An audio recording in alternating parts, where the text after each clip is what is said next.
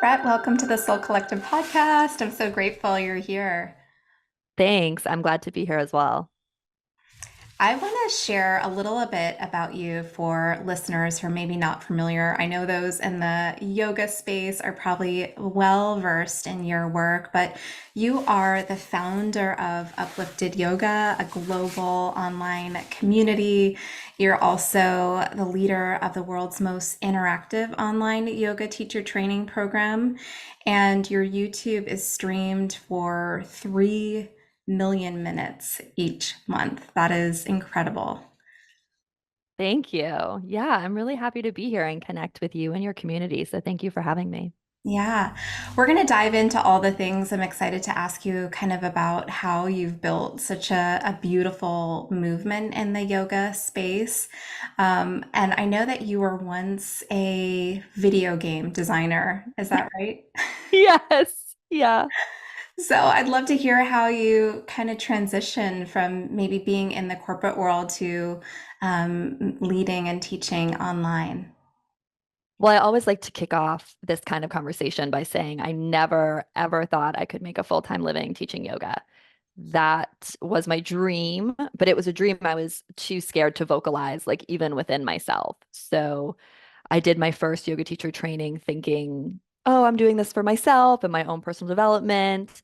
I don't really want to teach. Meanwhile, there was this pulsation within me that was longing to be at the front of the classroom, but I really denied that and pushed it down. And even after I did my training, I was too afraid to teach. I was too like scared to go to a studio and ask for a job or do anything. I just kind of didn't do that much with my certification for a while.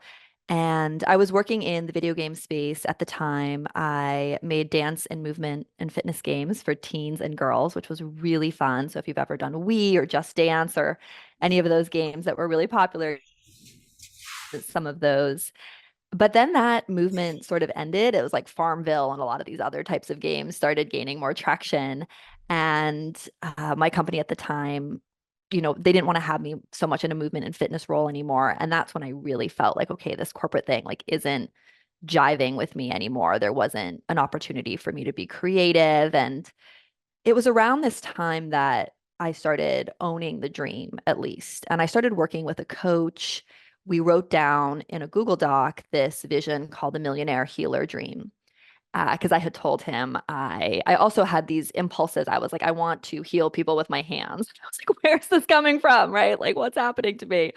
So I went to massage school as well. I had all these desires to teach and help people. And I kind of saw myself as a healer. My father was very ill when I was growing up. I write about that in my book. So there were like these yearnings, but I just wasn't willing to own them and see them. And I think that's for a lot of entrepreneurs. It's like the first battle is an internal one. So I'll pause there because I can definitely speak a lot more about, the shift of starting Uplifted Yoga and growing the business. But Wow. just Yes, to, so much to your story to unpack there. Something that you said that really stands out is that you said you were in yoga classes and really could always like envision yourself at the front of the class, like teaching, but maybe didn't have the confidence at the time. And I feel like that's really common, whether, I'm in sound healing. So, I imagine that it's relatively similar to yoga. It's like you may go to a sound healing class or you may go to a yoga class and just have that deep innate calling and desire to teach, to share, to uplift and inspire, but maybe feel like, oh, whoever is doing this is so, good at this, or, and how do I get started, Mhm. Yeah, exactly. And I mean, what I did is I just took the smallest step forward that I could, despite my fear. And I also got lucky in a sense. I filmed my very first video for YouTube, and I wasn't filming it thinking like, oh, I'm gonna be a YouTuber or start a YouTube channel at all. I just knew I needed to exercise my teaching voice. And there was a sequence that I had designed or put together that I was really in love with. And I was like, oh, I want to remember this sequence. I think it's really special. And I decided to film it. So I like basically borrowed, air quotes, this camcorder from my corporate job for the weekend. And I filmed this little routine. I did it on my friend's rooftop because I lived in a tiny studio apartment. I didn't have any space. I didn't have any equipment. I had no idea what I was doing. And the goal for me was just like to remember this sequence. And I don't even know how the sequence got on YouTube. Free place I can put it. And lo and behold, people started doing that class and commenting. And this was in 2012. So I thought I was late to YouTube in 2012, but it turns out I was still actually quite early. And once I saw that happening, I was like, wow, I should create another video. And then I was like, maybe I should create a video every week. And then I was like, maybe I should ask people what they want to see. And it started this really beautiful relationship with my community where I always think of us co-creating together, right? So they're telling me what they need, what they want. I'm finding what I resonate in with that. And then I'm putting out content that hopefully really serves them. And then it's funny because this was happening and I was still too scared to go teach at a local yoga studio or kind of present myself as a yoga teacher in the real world. So I think once the YouTube channel really started to grow and got like 10,000 subscribers, or something at one of those early traction benchmarks that I was like, okay, I can do this. And I went to a couple studios and started pitching myself to be on the sub list to get jobs. And then of course I ended up teaching at every studio in San Francisco where I lived at the time, all the big name places where I had dreamed of teaching. So it was really exciting. But I still had my corporate job during all of this. It wasn't a money making business yet. That was another wave and shift that came later. Was that initially a part of your strategy to monetize the online space, or were you just kind of doing it as a practice to gain confidence? Like, tell me, I'd love to, hear for listeners what that process was like, because now we're like, YouTube is kind of, obviously grown massively since 2012. I'd love to hear what that trajectory was like for you. It wasn't about money at all. It was just very exciting because I felt like I was being seen in the way that I wanted to be seen, that I was getting to do and express what I loved. I also have really always loved filmmaking. I mean, I made movies as a little kid. That was a huge passion of mine. In college, I studied writing for television and did some film courses. So it just felt like this magical blend of all these different talents and passions I had coming together. I started to think, like, okay, once I was doing it 2 years in as sort of what I call the hobby stage, right? Could there be something more here? What does that look like? And I honestly had no idea. I mean, I was figuring everything out on the fly, like, oh, maybe I should ask people to subscribe, right? And I was like, okay, let's like overlay a subscribe button and say that. I mean, it was very rudimentary. I wasn't doing any proper keyword research or SEO back then. Like I knew nothing. What changed everything is I got invited to this YouTube creator event, and somehow my channel was big enough. I think maybe I had 30,000 subscribers at that point, that I was invited to San Bruno YouTube headquarters to attend an event with a bunch of other YouTubers.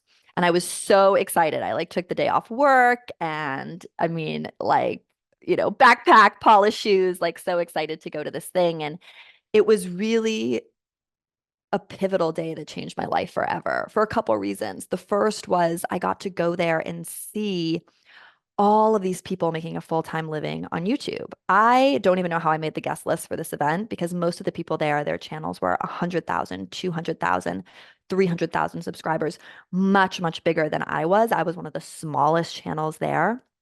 And they were in so many different niches, Emily. Like there was someone who was teaching professional woodworking videos out of their garage and making a full-time living. There were, of course, there was all the beauty YouTubers and gaming, but just like so many different verticals. And I was like, oh my goodness, these people are like, YouTube is their job. And I mean, even that, I was like, whoa. Then a man named Jared Polin. Jared at the time, I think his channel had 300,000 subscribers. I'm sure he's in the millions now.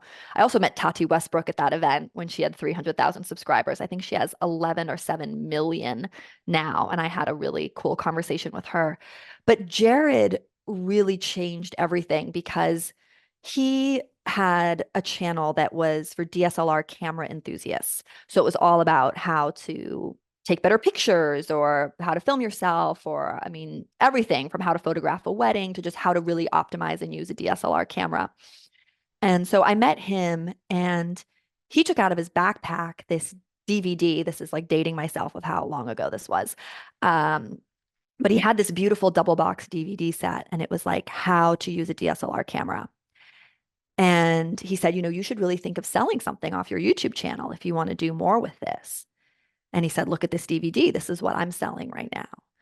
And I said, well, why would anyone buy this DVD? Because your whole channel is DSLR photography tips. Like, why would they buy a DVD about the same thing? And he said, oh, no. He's like, the people who really love your content, they're always going to want more and they're always going to want to go deeper. And so I started looking at this DVD and it was really well done. Like, I could tell that it was professional, it was beautiful. And so I asked him, I said, how much money did you spend on this? Because this looks like it was expensive to produce. And he said, around $10,000, maybe 10, 15. I was shocked. I was like, felt like so much money for me at the time, especially to invest in like a hobby business, right? And I said, were you terrified to invest that much money? And he said, remember, maybe a little bit, but he said, not really, because this DVD has made me over $1 million. That was like the mic drop moment of my life.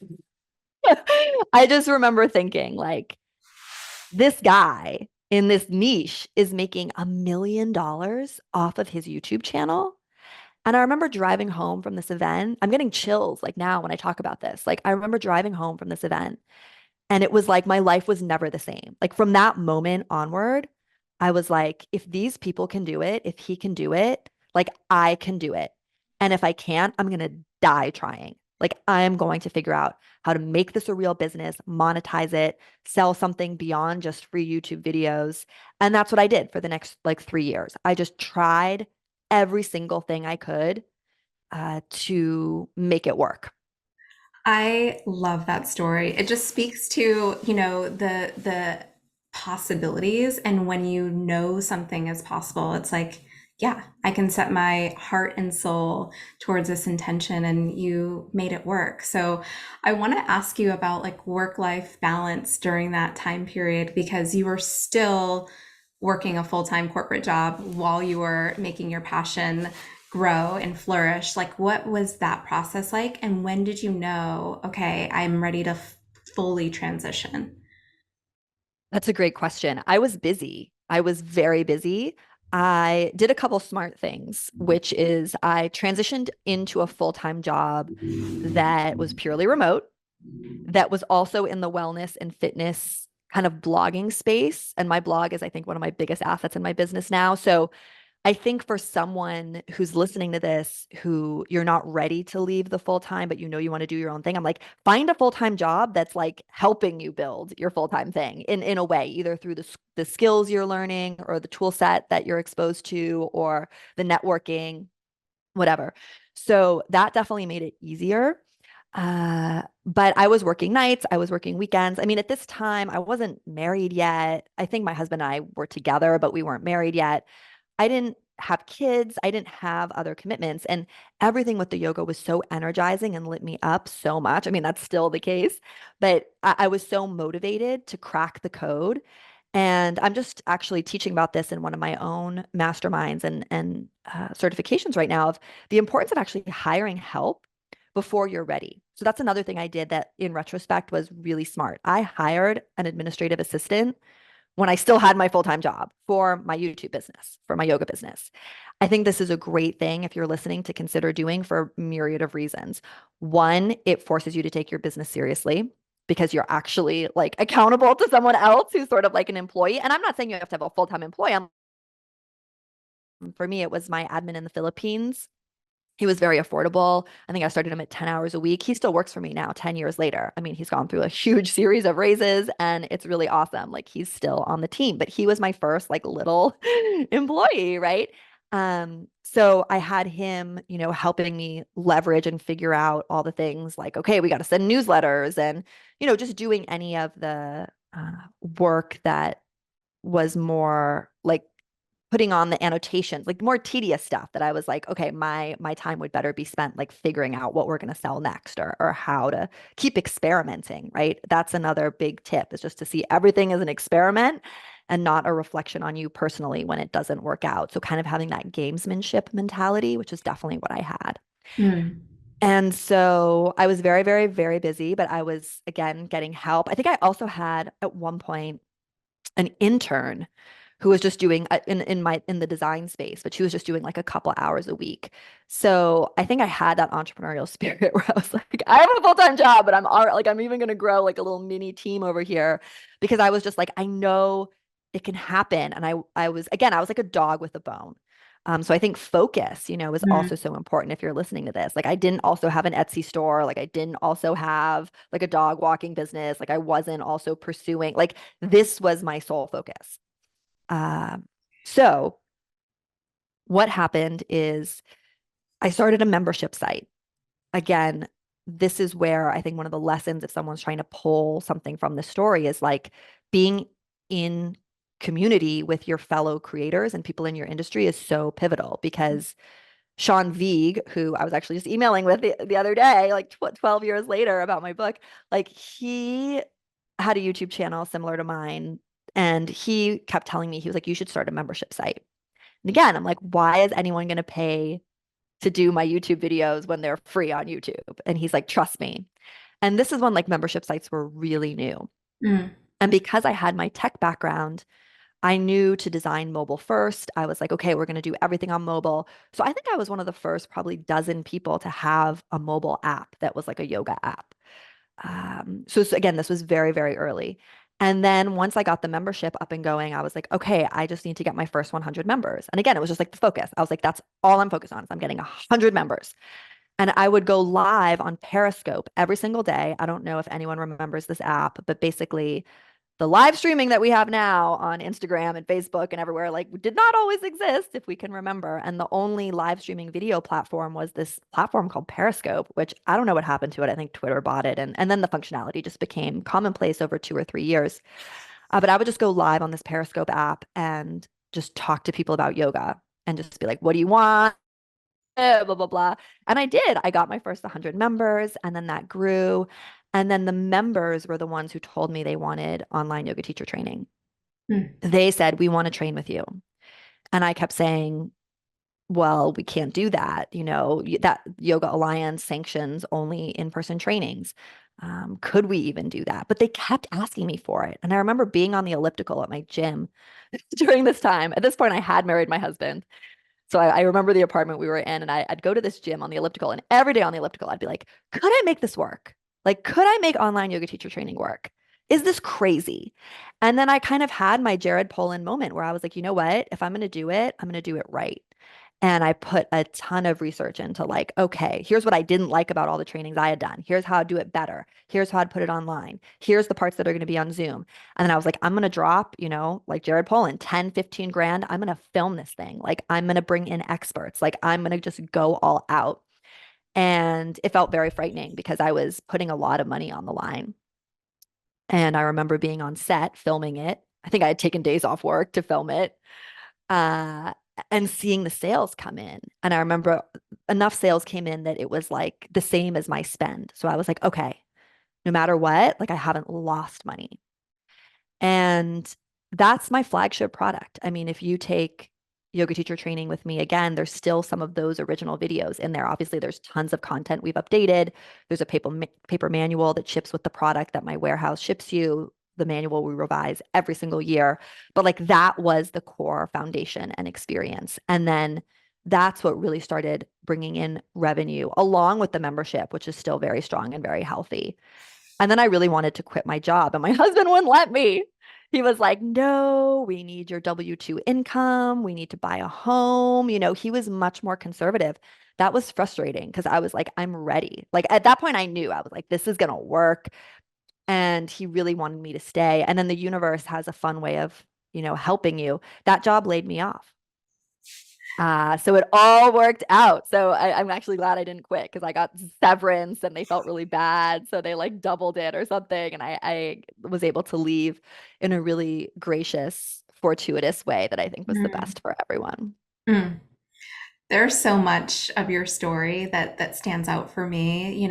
The first thing that comes through is just around the focus and the dedication, and like I can feel the passion. Like even as you speak of it now, it's like just the excitement of like I'm doing this, and having your heart set on it. And then also like I'm kind of transported back to like when you first started telling your story with working with a coach and you were like your millionaire healer plan, or something like this, where it's like that's actually a component of it. It seems like from the very beginning you were like, I'm doing this, and I also know that there's a way to viably create abundance from this as well.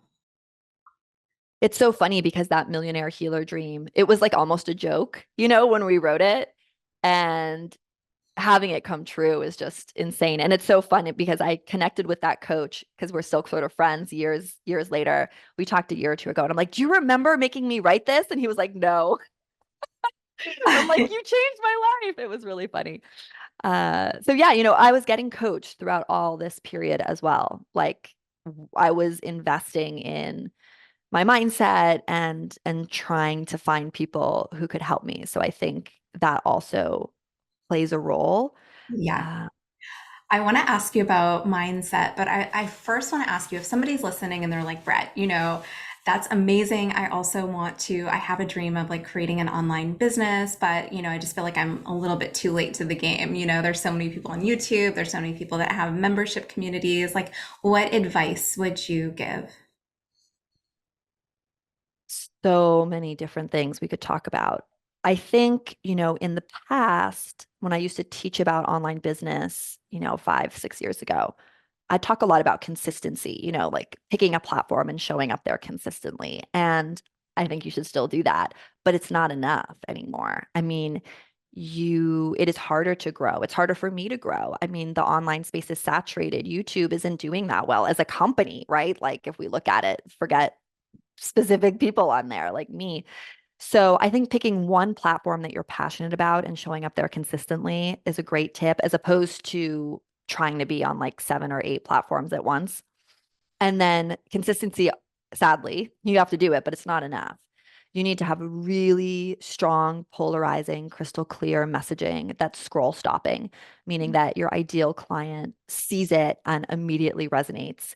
And that is difficult because it usually means you have to, as I said, be polarizing in some way, which is uncomfortable for a lot of people. You really need to take a stand for something or differentiate yourself in the marketplace. And as humans, we're conditioned to want to fit in for our survival. Like that is part of our DNA. But as a business owner, you actually want to do the inverse. You want to repel as many people as you're attracting to create a strong brand. So you need to kind of be okay with that. And that requires a ton of self work and personal development work.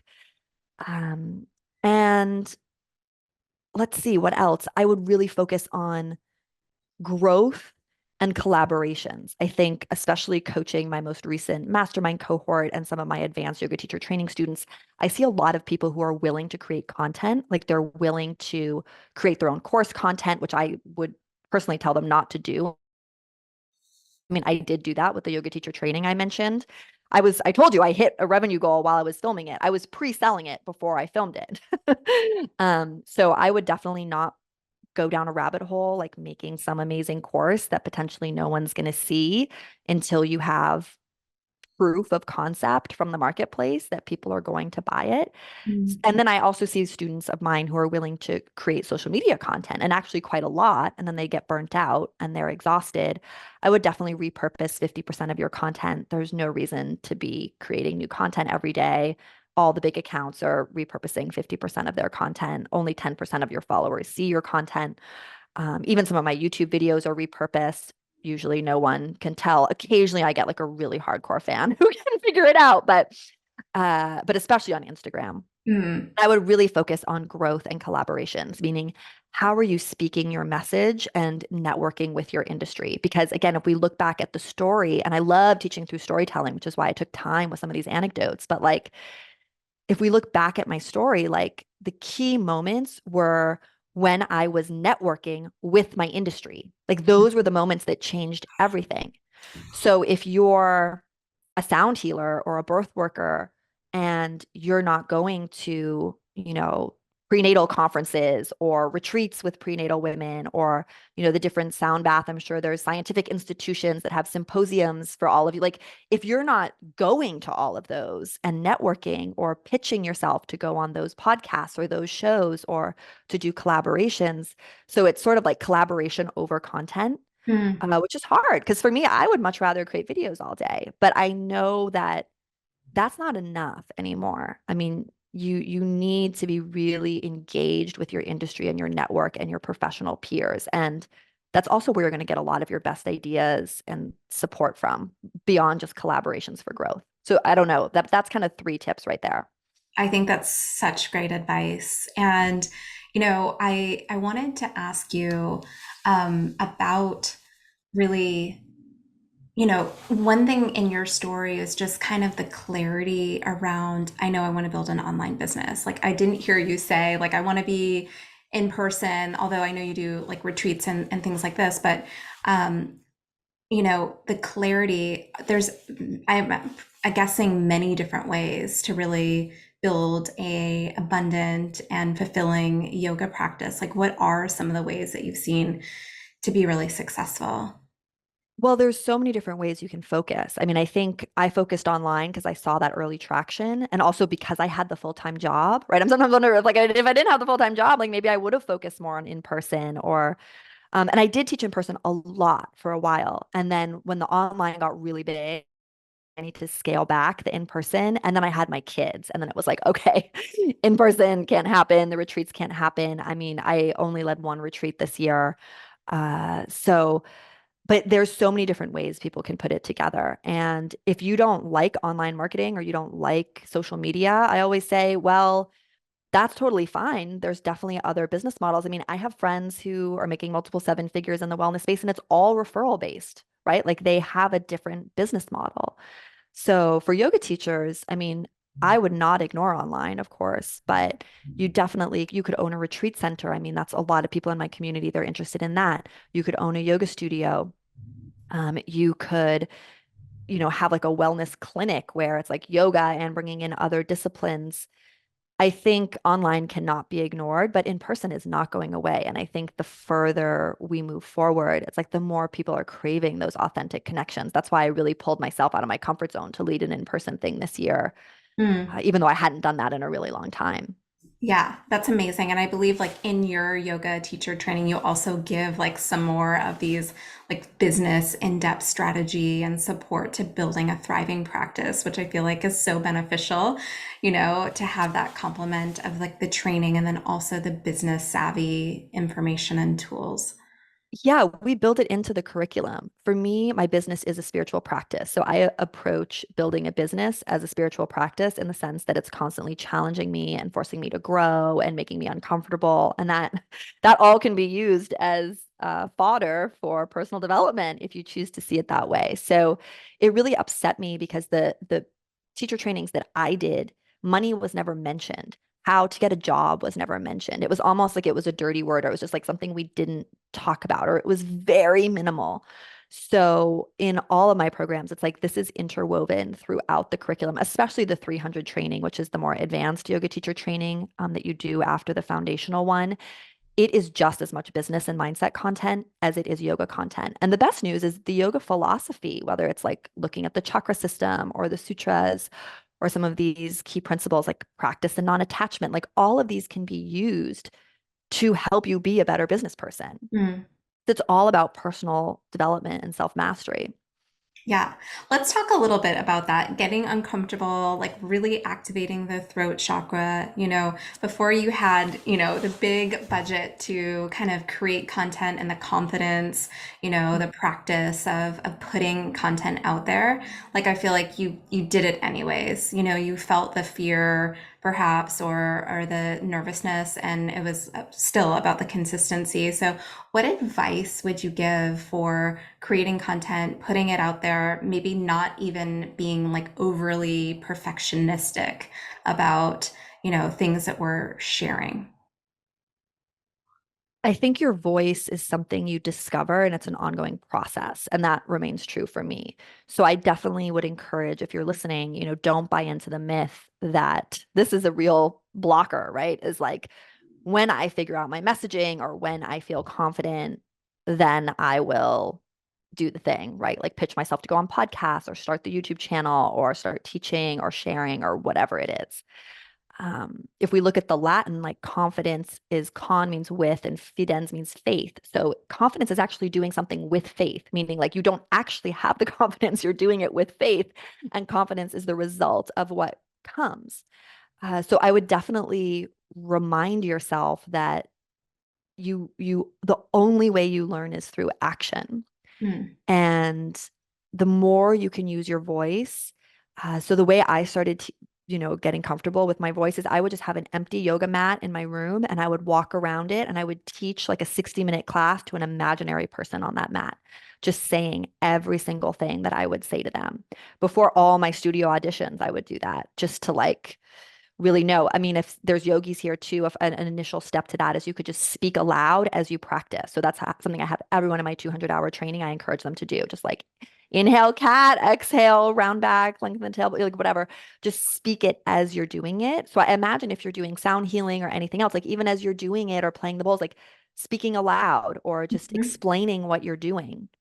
Even if you wouldn't do that, just to get your voice, going and using it. So that's kind of how I started was like talking to myself, an imaginary person. I really pulled on my teacher's vocabulary. I Mm. think that's another thing where it's like people think they need to be so innovative right away or, again, have their voice figured out right away. I didn't. If you look at those early classes, like I'm very much mimicking my teachers. Kind of using the same key phrases that they would use, or, like I was very reliant on them. And that's normal. And I see that with a lot of students graduating from my program. Like they sound a lot like me sometimes. And that's okay. Like I'm like, yes, that's fine. Like, it's kind of like a crutch as you're starting. Like you can't start from nothing. You need teachers, you need mentors whose body of work you can kind of like leverage while you figure out how to walk on your own. So finding a teacher and studying with someone in whatever discipline that you're like, I really want their voice to come through me Mm. as I start to figure out my own voice. So I really leveraged the wisdom and vocabulary of my teachers for sure to start. And then I would start practicing to friends and family. So teach meditation to anyone who would let me. I used to teach meditation to my dad all the time. Wasn't into it. I used to call my friend Jackie and she'd be folding laundry. I'd be like, "Can I come over and teach you meditation?" She's like, "Ugh, okay, fine." So she's like folding the laundry, but I'm teaching her like I would teach to a dog. I would teach to anyone just to try to, and these are in with private, close friends or family that I felt comfortable with. A big step for me was I asked a teacher that I admired. I said, "Can I teach you a class privately in your home and you can just give me feedback?" She said yes, and she was so wonderful. She said after that class, she said, "You're ready. You're ready. Go to a studio and try to teach." Mm. So you have to use your voice. It's so many women I talk to, and so many of my own students are blocked in this area. Like the throat chakra is just one of those places. Anatomically in the body, like Visuddha, it's a very narrow passageway, right? It's a narrow passageway connecting our head to our heart and the rest of our body. It's very easy to get blocked, even in like the best case scenario. And most of us didn't have the best case scenario, right? We were told as children to be quiet, be a good girl, like be seen, not heard, like all the things, right? So just have a lot of self-compassion, but try to start exercising your voice in those safe ways. Like for me, originally it was alone, then it was with like people I felt very close and safe with. So it was a very slow progression. I love that. Thank you so much for sharing. I feel like that's such a helpful practice and to be safe in your own environment, to practice alone, to find those people that you love and trust. Yeah, that is so so good. Brett, I want to ask you about your book that recently came out, Yoga Life. I know you wrote it during a really challenging transition and that yoga like really took on an even deeper personal meaning for you. Can you share a little bit about your experience? Yeah, thank you so much for asking about it. The book came out pretty recently. It is called Yoga Life: Habits, Poses, and Breathwork to Channel Joy Amidst the Chaos. And yeah, this book came out of my transition to motherhood, but also my transition of losing my father. So I became a new mom and lost my father to cancer in the same 12-month period. And I was my dad's sole care provider, meaning he lived with me in my home. My parents are divorced. He never remarried. I'm the only child from that marriage. So it was really him and I, and he's always been really my best friend. So I had this newborn and I was adjusting to becoming a mom for the first time. At the same time, in the other bedroom, literally, I had my father on hospice care deteriorating. And of course, that same year, the business was actually doing very well and scaling and demanding a lot of my time and attention. And I just felt like I was drowning. I literally could not do yoga the way I used to. I couldn't do the classes that I was putting out on social media anymore and cheerleading everyone else to do. I couldn't have this long daily practice. It was a humbling experience to just really be pulled to the rock bottom of what I was, I just wasn't capable anymore between dealing with my newborn and my dad's meds and insurance companies and the business all at once. It just was the hardest year of my life so far. Mm. And so obviously I did not write the book that year, but a couple years later, I did write this book for the person who is busy, who is in the chaos of life, right? Which I think most of us have more demands on our time now than ever before. And we need a more modern yoga practice that can adapt with us. So if you get the book, the way it works is I help you design a 20-minute personalized yoga routine that's designed specifically as a soothing, healing tonic for your personality type. So the Mm. book starts with a personality quiz where we look at Ayurveda, we look at who you are as an individual, and then which yoga poses and breathwork techniques are actually going to serve to balance you. Because Mm. most of us are attracted to yoga styles that actually don't serve to balance us. And I talk a lot about that in the book. I'm guilty of this as well. And then at the end of the book, I say, okay, we've created this 20-minute thing. I help you identify your soulmate postures. Those are the poses that really help you usher you into nervous system regulation the fastest and the most efficiently. And they're different for all of us. But if you're time pressed, it's like you want to prioritize those poses and know what they are. And so then at the end, after you've created this 20-minute personalized routine that you can do at home, we start to break it apart because the routine is modular. So I start saying, okay, if you didn't sleep well last night because your baby was teething, this is the one section you're going to do as like a 5-minute practice. Oh, if you have a big work event coming up and you're, stressed and you need to give a presentation, you do these two sections and add this breath work technique, but let go of the rest. So it's all about how you can on the fly kind of adapt your practice to be nourishing to how life is showing up in front of you. Because I didn't Mm. really see any books about that. I saw a lot of books about yoga styles, like presenting kind of methodologies, but I didn't see anything that was more about like, how do I make this nourishing for me? And this is how you actually get consistent, because that's like the number one thing I get asked is like, how can I have a consistent yoga practice? It's like, well, you make your yoga practice so nourishing and kind of become an apothecarian who knows how to whip up a Mhm. tincture that's going to be healing for you, and then you never want to skip it. And Yeah. that's basically what I do. And then lastly, the book has what I call yoga habits, which are just little ways to slip yogic philosophy into your daily life. Because I say some days you won't make it to the mat at all. And then here's how you can kind of inject yogic wisdom when you're driving, when you're in the car, while you're making tea. And there's just like a lot of examples from my own life of little ways that I've like ditched perfectionism with yoga and am slipping it in the in between moments, if that makes sense. Mm. I love how empowering that is to really own your own practice and to make it your own. I want to ask you selfishly, as someone who's about to become a mom and also a business owner, you mentioned like at that point in your life, there was just so much that was happening in your life. But what was that transition to motherhood like for you? Did you take time off from your business? How were you able to navigate? That year was so hard in so many ways. That pregnancy was an unplanned pregnancy as well. So obviously, my husband and I were married and we wanted to have kids one day, but it was like one day. It wasn't like today. And it's really interesting because obviously I chose to continue with that pregnancy, but it was there were a lot of reasons why that might have not made also sense. I mean, it was flung on me. So I think for anyone who is in a position where they're like planning and they like are, wanting to get pregnant right now, I think I would have been able to do so many things differently. I would have been like, okay, let's create space, let's take time off. But for me, just the way everything kind of weaved and coincided was like that I wasn't expecting to become a mom and I wasn't expecting my business to scale and have the success that it did. And it all happened at the same time. And I wasn't expecting to lose my dad.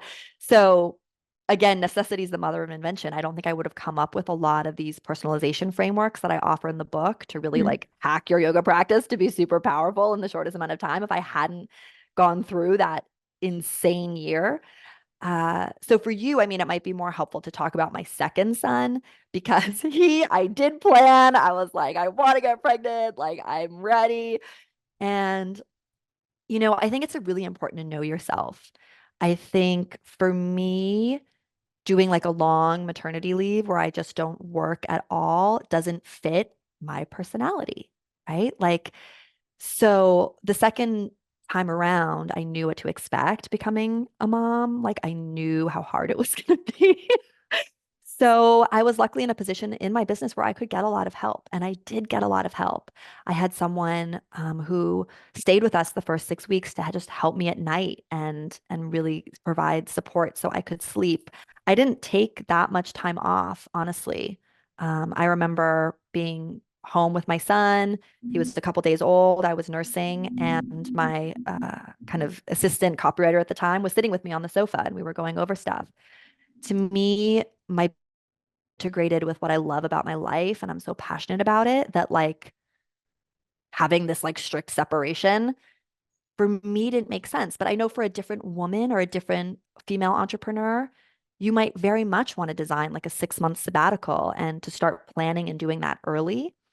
So I really think it's about knowing yourself Mm. and then just putting the support structures in place so that you can be happy. I mean, for me, I don't think I would have felt like myself if I wasn't working at all.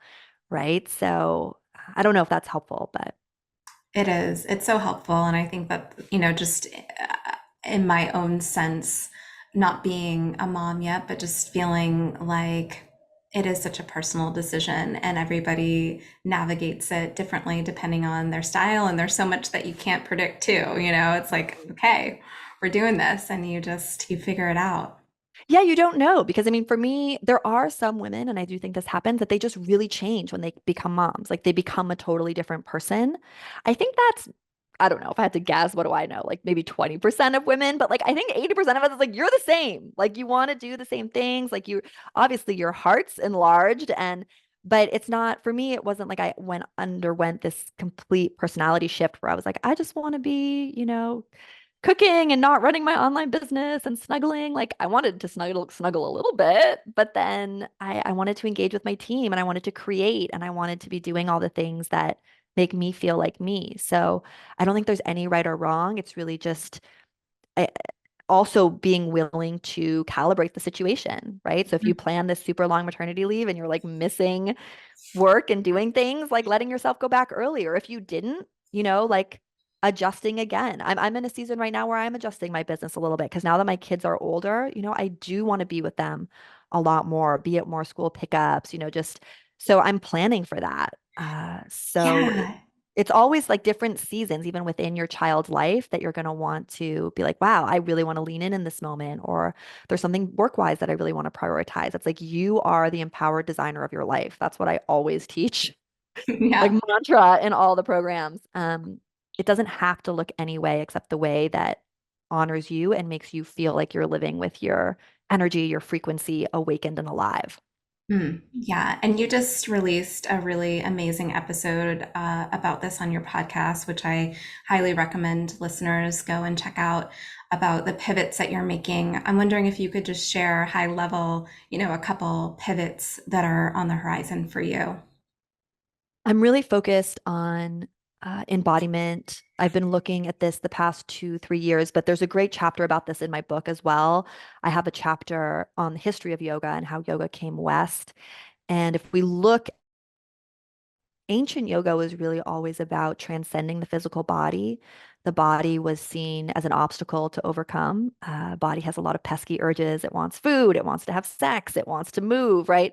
So the ancient yogis who were primarily men that we have record of, they were doing yoga as a way to transcend the body. So they were doing these physical asana because they found out that if they did a lot of physical poses, they could then sit for longer amounts of time, and then transcend the body through breath work and deep meditative states. So it was very much about the current of liberation, the current of like leaving your body and connecting with universal consciousness. And that's very much the yoga we've been focused on. Uh, I think the next trend in yoga is the more downward manifestation current, which in Vedic philosophy is more associated with the feminine, Mhm. while that liberating current's more associated with the masculine. I'm speaking not of gender, but like of concepts, right? The masculine being that which is unmanifest, and the feminine being that's what's always moving and manifest, right? So I'm very much focused on this downward current uh, this year, and I actually have a new certification program that's just focused on what I'm calling embodied yoga, which is a style of yoga that's very different from all the asana we've been taught, but is incorporating more feminine form kundalini, more spiral movements, more biomorphic movement, moving as nature, moving as animals, a lot of the things that we've seen, nonlinear movement, with the goal of helping a student eventually be able to move intuitively. So I think intuitive movement can be incredibly healing.